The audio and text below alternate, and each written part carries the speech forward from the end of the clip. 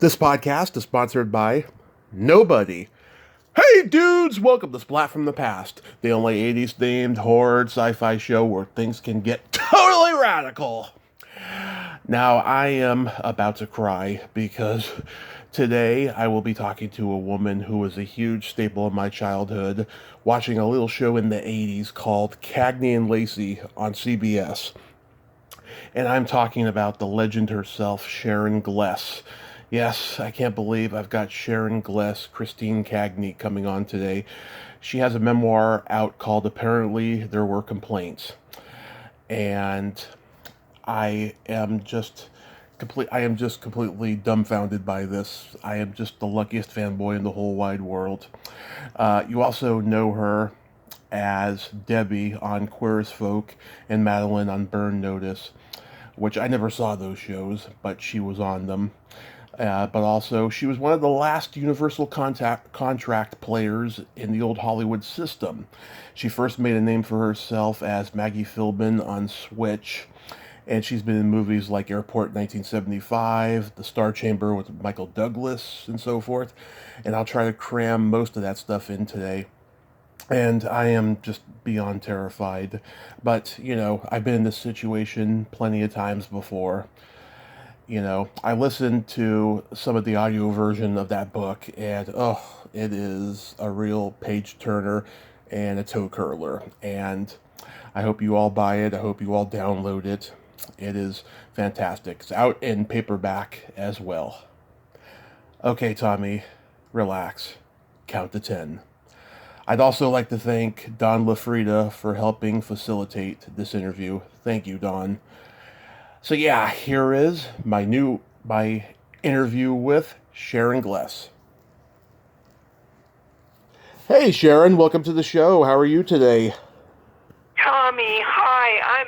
I'm good. I've been dialing the wrong number. That's happened occasionally. Forgive me. I'm so sorry. That's perfectly all right, Sharon. I cannot put into words what an honor this is. You're an icon of my childhood, and I thank you so much for taking the time today. Oh my God, you just made my day. Thanks, Tommy. Oh, my pleasure. My pleasure. So let's start with your latest memoir. Apparently There Were Complaints. What made you want to write this at this point in your life? Well, I really didn't want to. I went into CBS to get another show, and I was doing a series called Burn Notice, and it was about to end after 7 years, and CBS asked to meet me. So I went in, and there was the president of CBS, Nina Chassler, the head of comedy, the head of drama, and the head of casting. I thought, well, this is great, right? Yeah. And so I sat and talked to them for an hour, and Nina Chassler said, Sharon, we own Simon & Schuster. I said, no, I didn't know that. And she said, and you've got a book in you. I said, Nina, I'm not a writer. She said, no, but you're a storyteller. And so I waited a year. Uh-huh. The head of Simon & Schuster called me, and I waited a year before I ever met him. Mm-hmm. He gave me his book deal, and then I waited another year before I started writing it. And then the idea came to me. I think I kept waiting for the series, Mm-hmm. And there's an expression I always had called Apparently There Were Complaints. Yeah. And it was about my drinking when I was in Hazelden. And that came to me as being a wonderful title, and I was just going to write about all the complaints everybody's had about me since I was a little girl. There was plenty to tell, so I did it. Yeah, I can totally relate to that, because like you, I'm a Gemini, and so I have people across the board who say I'm a nice guy, and the people across the board say I'm an asshole. So I totally relate to that. Yeah, that's sort of how it rolled, Exactly. So anyway, that's what I did. Now maybe it is being a Gemini. Yeah. My mother said she has two personalities, and in the book I said, well, I'm offended by that. I have many more than two. Yeah. When's your birthday? June 6th. I'm May 31st, just before you. 7 days. Yes, that's like Memorial Day weekend, right? Well, it was. Memorial Day actually was May 30th for many, many years, no matter what day of the week it was. Right. That was Memorial Memorial Day, and then they made it the last Monday in May, I guess. Right. Everybody could get the day off. But Yeah. I used to think the flags were flying for me, you know. Yeah. So how long did it take overall to write the book? Took me 7 years to write it. Wow. And I'd get complaints from Simon and Schuster that I was making my chapters too short. And it took me a while to get the hang of it. And finally I did. But I did not enjoy being a writer. I'm really loving being an author. Yes. Now that it's done. And I'm really proud of it. I really am. I never thought I could do something like this. Yeah. But I did. And I shouldn't say nobody's safe. It seems like every time in my life, I seem to be unsafe in situations where there's a complaint again. Yeah. Yeah, I listened to some of the audio version, and I have to say, Sharon, you are a natural at narration. Have you ever narrated children's books? Never children's. No, I have done other people's. Someone in England, I did their book, and I've done voiceover stuff where I reading other people's material, but I've never done a children's book. Yeah, because I had this. That would be wonderful. No one's ever asked me to do that, but I think I could. I think so too, because when you were talking about the stomach disorder you had from the drinking, I felt like you were narrating Little Red Riding Hood. It was really charming. Yes, that's where apparently there were complaints came from, because when I was in Hazleton. Yeah. There was such a scandal about it that someone asked me, "You were in Hazleton?" I said, "Yeah, I was." She said, "Why were you in Hazleton?" I said, "Well, apparently there were complaints." And that's how the title came from. Yeah, did you remember? But the audio won 3 awards. Oh, nice. Nice. Yeah, it was really good from what I was hearing. Did you remember any stories later that you wish you had put in the book? No, there were stories I took out. Mm-hmm. Because they only allowed me a certain number of pages. Believe me, there have been plenty of complaints about me, I guess, throughout my life.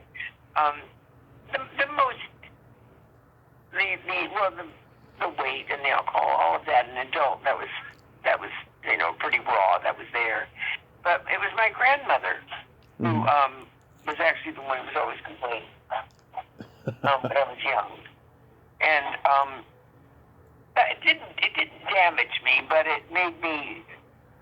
I had to, and I don't mean dance on toes. I had to dance for her. Right. And I don't mean as a ballerina. Yeah. When she spoke, I had to dance. And even though it sounds tough, and it was,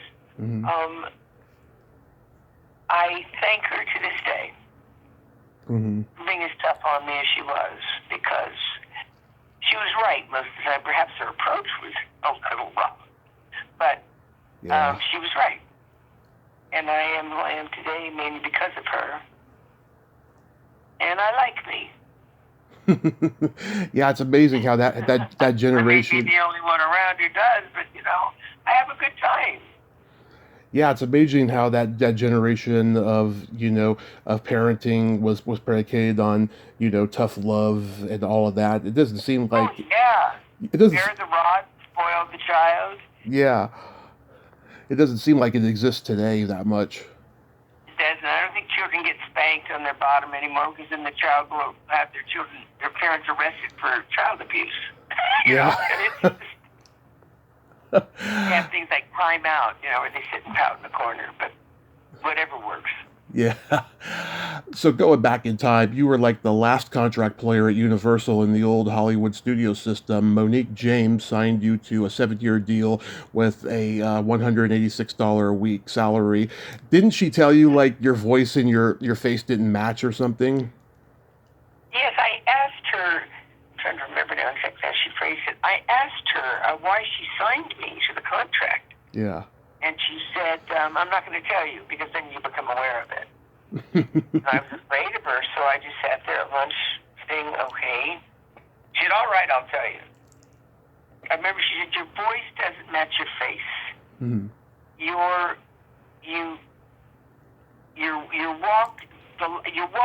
walk belies your lack of confidence.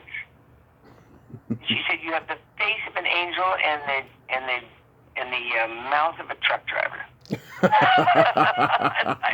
And when she was done, I still didn't know why she signed me. Yeah, you must have But watched. it was something, when you put it all together, she saw something, thank God. Yeah, it's like a part of you saying, what the fuck? But on the other hand, you're like, wow, I got a career. I can't complain. I know. But she said, I'm not going to tell you because you become aware of it. After she told me, I still didn't know what she was talking about. But whatever it was, nothing fits with me, I think is what she was saying. And it was appealing to her. So she gave me a chance. And I'd do little guest spots on the Universal lot. And then I'd have to go into this huge meeting room in those days. And she'd take me. And it's where the tower, all the executives used to meet to watch dailies. But contract players were not allowed inside those rooms.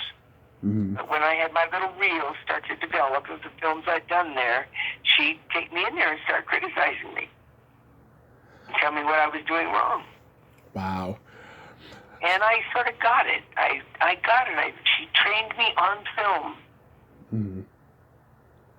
Was And you? she made me believe in myself. She believed in me so much that I tried not to argue. I just showed up. Right. Was Universal still very much the factory that it had been during the golden age of Hollywood? I think it was. It was the largest television studio in the world. Right. When I signed on. They did not allow contract players to be in motion pictures. Mm-hmm. The only, I think Carrie Nye was a contract player, and they put her in a feature that made her a star at the time. And Jamie Lee Curtis was a contract player and had this crazy body like her mom did. Yeah. And they put her in that Halloween Scream movie. Yeah. Those Hollywood terror movies. The Halloween movies, yeah. Terror queen, Mm-hmm. So she never had to do the television journey that we did. She did do one feature that I should have been in, if you don't mind my saying so. Oh, go ahead. And they did Gable and Lombard, the Universal. And they would never read me for Carol Lombard. Well, I ended up playing Carol Lombard for Warner Brothers years later. Wow. And between you and me, I saw the movie they should have cast me. Yeah. Right. I've had a wonderful career, and yeah, was it James Brolin Gable in that? James Brolin played Clark Gable, right? Yeah, yeah. So like Marcus Welby was like your first series, right, at Universal? It was. The Marcus Welby producers always give the new contract players their very first job. Mm-hmm. We would read for it, I guess, but it was not important that we read for them because they knew Monique would sign someone she felt was good. So they'd always give the contract player their very first job on the lot so that we could buy we could get our Screen Actors Guild card. Mm-hmm. Because most of us, like me, I'd never been on film, so I didn't even have the Screen Actors Guild card. I had nothing. Yeah. And so I did a Marcus Welby for them, and then I ended up about a year later playing a regular on Marcus Welby for a year. Mm-hmm. It was supposed to be James Brolin's, end up being his girlfriend. Mm-hmm. And there was no chemistry between us. And then it wasn't Jim's fault. We just were like nothing together. Yeah. He didn't really ever speak to me, and I never spoke to him because I was sort of shy. And it just physically, I wasn't right for him. Right. And they hired some taller, or not, I wasn't short, but they hired a tall girl with long dark hair. It was in the 70s. Mm-hmm. Part in the middle, that look. And so they ended up being lovers and getting married. Oh. Yeah. You did a few episodes of the Rockford Files. How was working with James Garner? Oh, what a dream that was. Mm-hmm. He was so kind to me, Tommy. He was the best. He knew I was so nervous when I came on his show, and it's in the book. I'll tell you, in the book it says what he said to me on the set to welcome me. But what a dream he was. You could tell the crew loved him. He was tough. Mm-hmm. He was nobody's fool, certainly. But everybody respected him. He was funny. He was quick. He was just wonderful. And he knew I was green. And then he invited me back to play on another episode a couple of years later. Oh, that was nice of him. I know. In 1974, you do Airport 1975, one of the all-star disaster epics. Oh my God, you that did time. read it. Yeah, and you have all these, iconic Hollywood legends: Charlton Heston, George Kennedy, Sid Caesar, Dana Andrews, Myrna Loy. Did you feel intimidated or starstruck on that set? Gloria Swanson. And Gloria Swanson. Yeah. Yes. Yes. Did you feel intimidated or starstruck on that set? I wasn't, because I never really got to talk to anybody. Mm-hmm. I did talk to Gloria, because my grandfather was a lawyer, and I knew that. Mm-hmm. And so I did go up and say, Miss Swanson, yada, yada. My grandfather's Neil McCarthy. Yeah. And she said, oh, Neil, I love him. Please give him my love when you see him.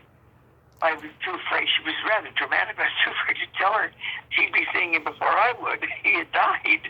But anyway, I just sort of didn't talk to her. But it was. I ran a floating poker game on the set, because I'd never done a feature. Uh-huh. And it takes forever to light one scene. Yeah. So I started a poker game going on the set, and people would play and come and join us and take turns.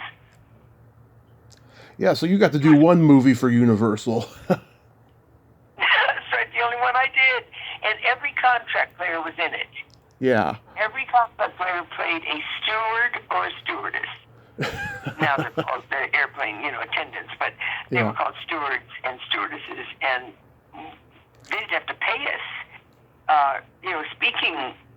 speaking or anything, because we were contract players.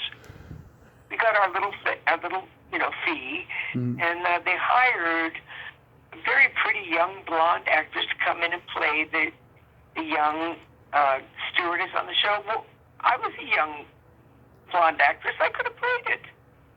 Mm-hmm. But I was a contract player, and that was too low for them. So. In 1974, you were loaned out to be on the Bob Newhart Show, which was like the only 3-camera sitcom you ever did. Why is that? I don't know. It was my first loan out. That was at another studio. Mm-hmm. And Universal could loan you out because you were a contract, but they owned you. Mm-hmm. They could loan you out for a tremendous amount of money. Mm-hmm. And you'd get your little $186 a week, Yeah. Or maybe by then I'd graduated to 260, I can't remember. But yes, and I met Suzanne Plachette. Oh, she was gorgeous. You read what I wrote. Yeah. I don't know if I could do it on your show. It's just... She was Suzanne was one of a kind. She had a mouth on her. I heard. Yeah. How's working with Bob? Very nice. He really didn't talk to me, too much. Mm-hmm. I didn't have any words with him in character. Yeah. My words were with Suzanne, and I was playing the date of the young of the airline pilot across the hall from them. Mm-hmm. But I was so nervous. I'd never worked in front of a live audience. I know they should have put you on more sitcoms because you are funny. Thank you. I enjoy doing comedy within a dramatic format. Yeah. I mean, even like Cagney and Lacey. Cagney was funny sometimes, only because she was irreverent. Oh, yeah. I liked doing comedy within, like in a drama. Mm-hmm. Or I would love to do a comedy one camera. I don't like 3-camera live audience. But it makes sense. That's one of my favorite comedies, about the president. Oh, Veep. oh yes, Veep. Veep. Well, Yeah, that was a brilliant comedy, but with one camera. right. My new favorite comedy now is, oh darn it, what about the candy in Las Vegas? The I have no idea. oh shoot, I don't watch too much TV nowadays. Hacks. Hacks. Oh, okay. Yeah, Hacks. Hacks. And that's a comedy, but with one camera. Right. And that's I'm more comfortable with that format. I see. When you got the role of Maggie Philbin on Switch, Robert Wagner saved you from being fired from Universal. What happened? Well, you really did your homework. God bless you, Tommy. Thank you. Yes, I was being fired from Universal because I wasn't delivering the goods as they wanted it. I wasn't making money for them. And Robert Wagner asked to meet me to play the secretary on his next series that was with Eddie Albert called Switch. Mm-hmm. And it was a detective series. Right. And the description of the secretary was a young Natalie Wood look-alike. Well, do you know what I look like, Tommy? I mean, you don't look like on. Natalie Wood. I do not look like Natalie Wood. And RJ is what we call, as people who know him call him RJ. He called me in a beauty parlor. Somebody had given him my number, and I was having a facial. And he said, "It's Robert Wagner." I'm going, "Really?" He said, "I wonder if you'd come over and meet Natalie and me at our house." And I said, "Gee, Mr. Wagner, I'm in the middle of a facial. I can't." He said, "That's all right. We'll meet again." Well, maybe 2 weeks later, he calls me, and I'm back at the beauty parlor again, having my hair colored. Mm-hmm. He said, "It's Robert Wagner calling again, and I wonder if you might come over and meet Natalie and me." I said, "Well, Mr. Wagner, I'm having my hair colored." I mean, can you imagine the call? And he said, "Fine, we'll meet again." And I did finally meet him for the reading, like a reading in a studio. And I got the job. I made him laugh. He had such a wonderful smile on his face when I was performing. Yeah. And I knew if I hadn't gotten that part, I was going to be fired, but that wasn't on my mind while I was reading for him, because you can't hold those thoughts and do a good performance. But I asked him later, I said, "RJ, did you know I was going to be fired if you didn't hire me?" He said, "Yes, I knew." I said, "You did?" I said, "What? Is that why you hired me?" He said, "No, I'm not running a charity." Yeah. I said, "Because you were right for the part." And I said, "Oh, well, you saved my ass." He said, "I know." He's one of my dearest friends today. We talk, maybe once every month on the phone. Yeah, that is awesome. Did Charlie Callis make everyone laugh all day on that show? All the time. All the time. He used to do this thing with me, and he got me every time he'd come over to me. Mm-hmm. Very, very, very secret, but he was going to tell me something, you know. And he leans in very close to me, and he says, he has a $1 bill in his hand, and he puts it in my hand. He says, "Here, get yourself a little something, honey."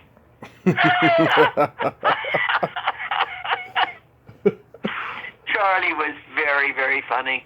Yeah. I had such a good time, Tommy. I mean, yeah. It's just those were wonderful, wonderful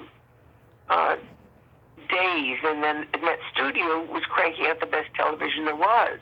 Right. Now I don't know what they do, but I know. Well, it's a global empire still, but they're just mostly doing, film, I guess. I don't know the too many Universal series, except the ones that are probably on Netflix or something.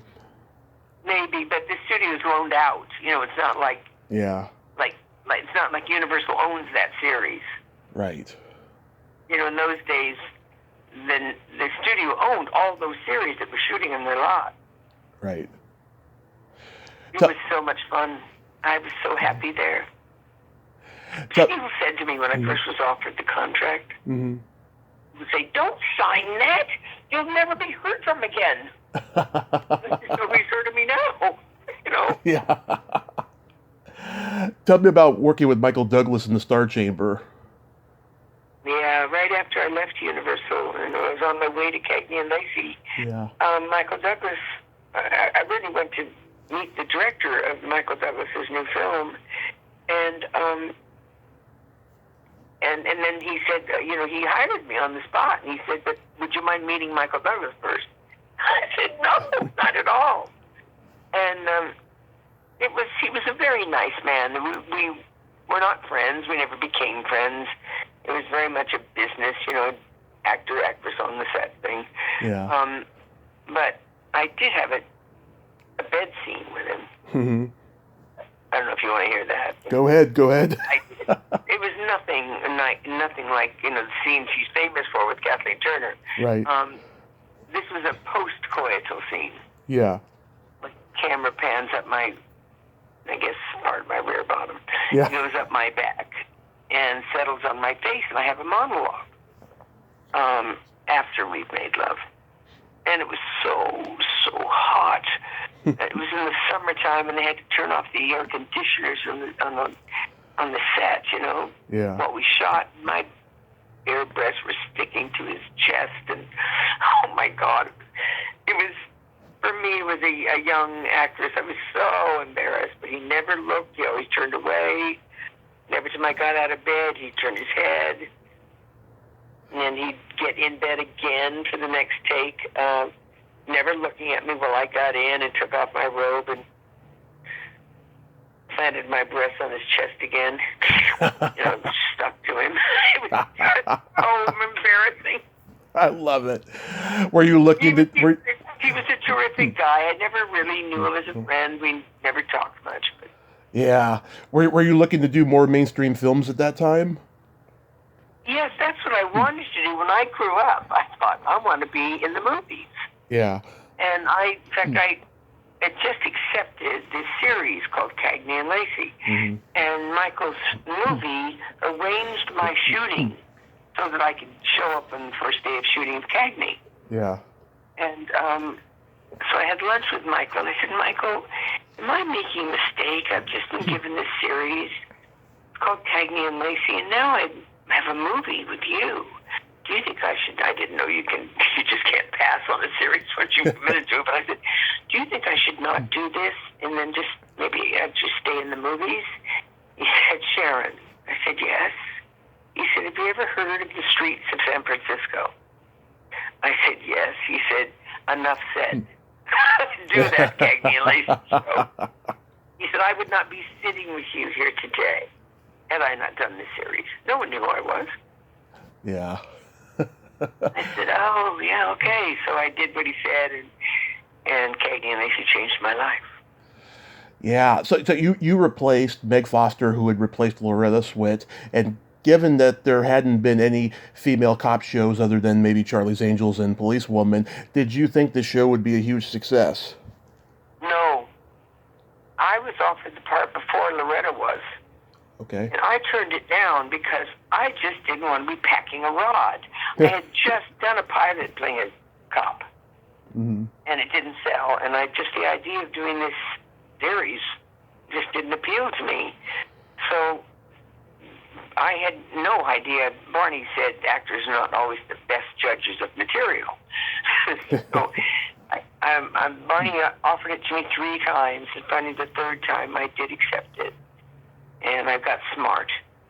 And my career changed, and everything changed forever. Who knew?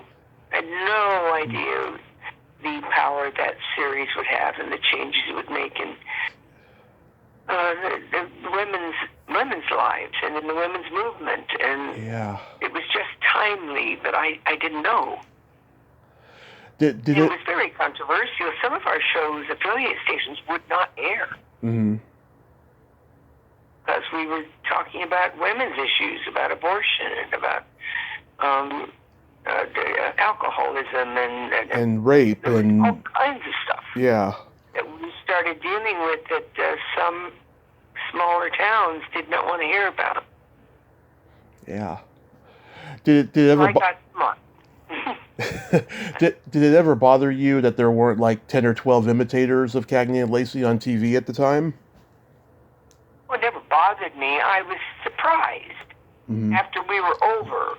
I mean, I didn't It never occurred to me that anybody could catch up, while we were on the air. Right. But I was surprised years later that nobody tried to do it again.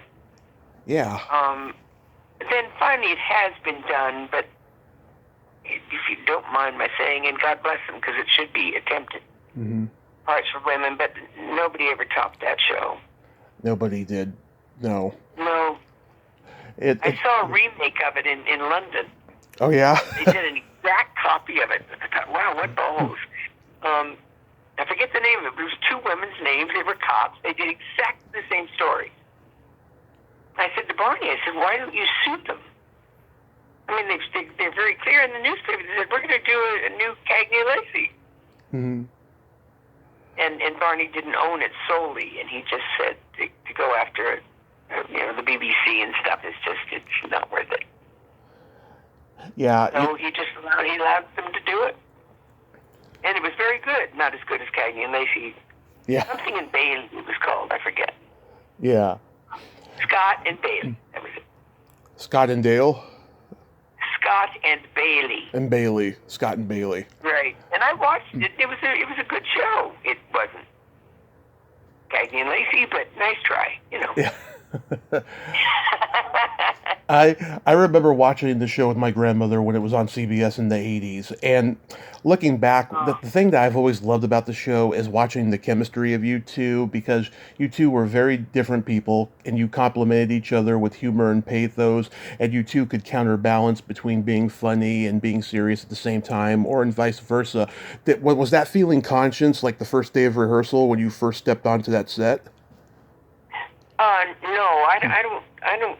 I've been told after my manager first saw that she was able to have Daly sent to her house every day, which pissed our producer off, but she had that kind of power.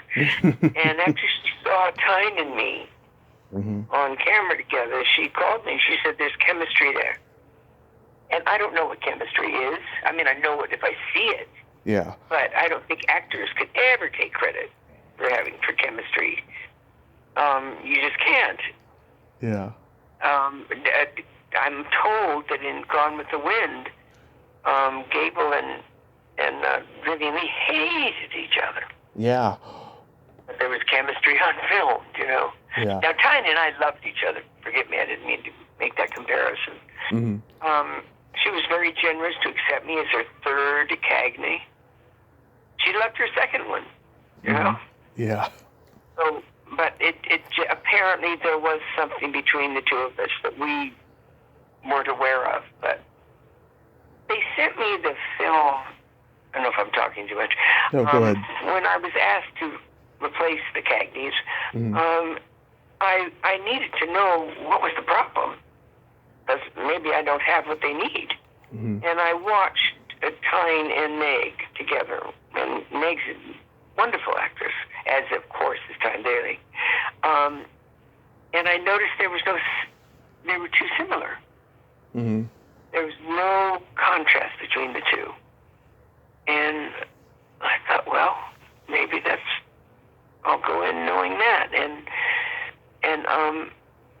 it started out with small things, like if Tyne crossed her arms, Yeah. I stuck mine in my pocket. And that sort of became who we were. Cagney always had her hands. And this is not performance, but it's just different gestures, different reactions to things. And it turned out Mary Beth was much more serious, a very serious cop. And Cagney was a serious cop, but she was arrogant. She was selfish. And I gave her qualities that were not necessarily likable, but I knew you'd love her. Yeah. Does that make sense? It does make sense. Yeah. Yeah. She was flawed. And Tyne played a much more respectful policewoman. Yeah. And my father, now in the show, my father was a cop. So Cagney'd been around it a lot more. And Mary Beth had children, so she was in it really for the money and to stay alive because she had children. Do you have any favorite episode? Cagney was very ambitious. He wanted to be the first female police commissioner. you have any favorite episodes?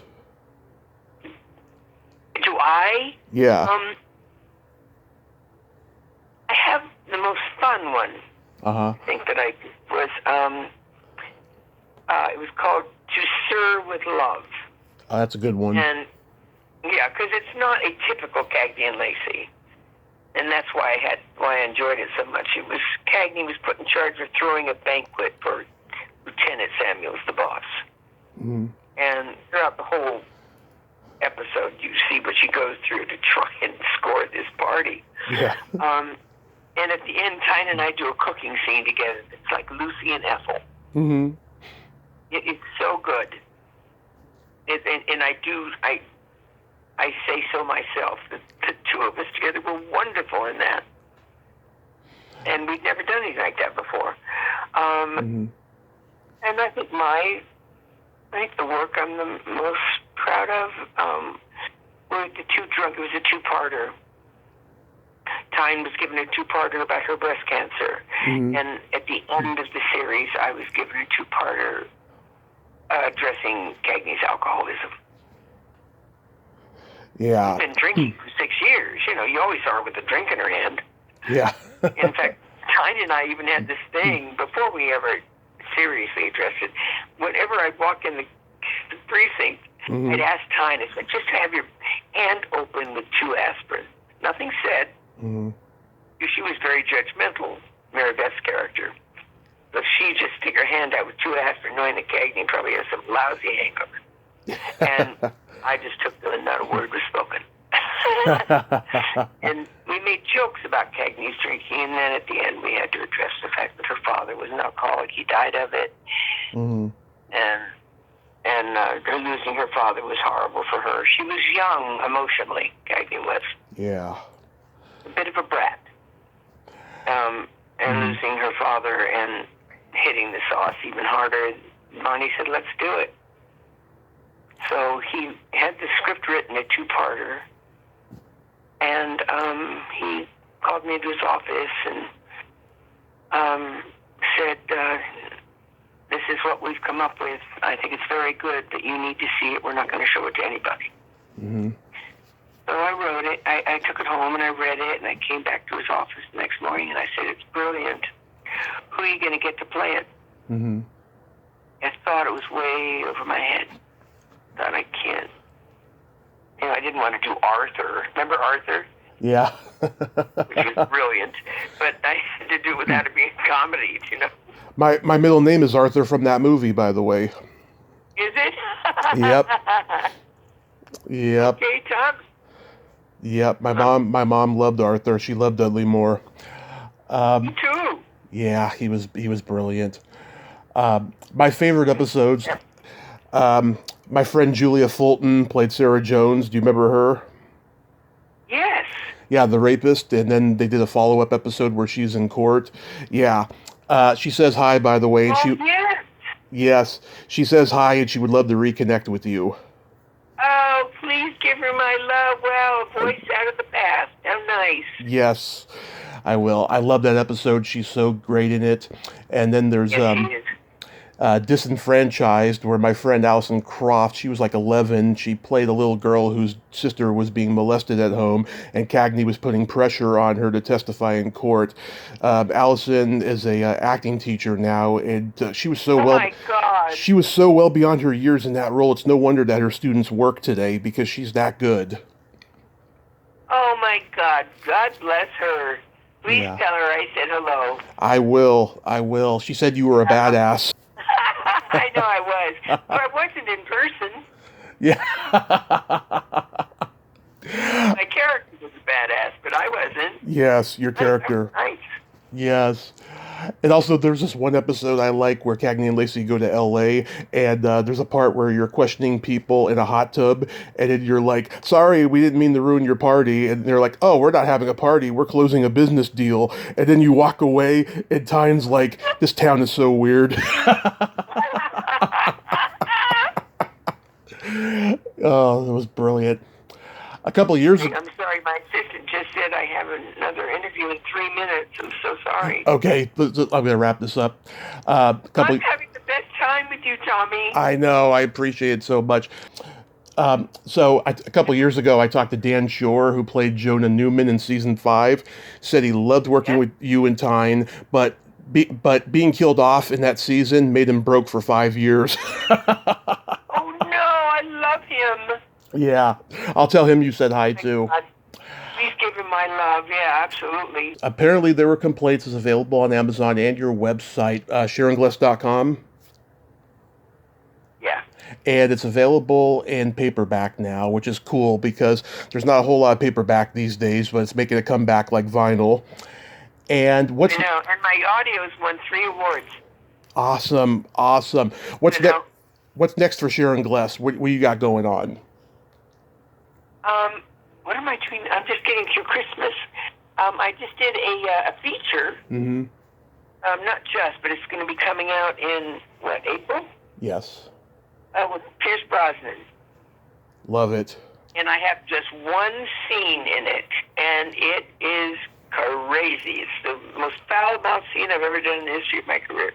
Love it. Oh, I'm looking forward to seeing that. They sent me just the scene, and they said, if you like the scene, mm-hmm. we'd love to have you. There's no point in reading the rest of the script if you can't do this one. And I said, I can do it. Love it. Every word of the book comes out of my mouth. Love it. Sharon, thank you so much for making another dream of mine come true. You're still gorgeous, by the way. You're the best. You've made me feel so welcome, and you really read my book, I can tell. Yes. I hope you have a happy holiday season. Be safe out there. You too. And I'll tell everybody you said hi. Okay, please do. I will. Oh, nice. Okay. Have a great day. Tommy. Love to you. Love to you. Thank you, honey. Bye-bye. Bye. Well, there you have it. Sharon Gless. Oh my God. I can't believe I just talked to Christine Cagney and we had such a fun time. We could have gone on another while, but I got another interview. She's got another interview. But thank you so much, Don LaFrida. You are an angel. Well, until next time, this is Tommy Throwback Kovac saying there's no shame in living in the past because the present sucks. Later, dudes. Bye. Apparently, there were complaints. Available on Amazon and www.sharonglass.com.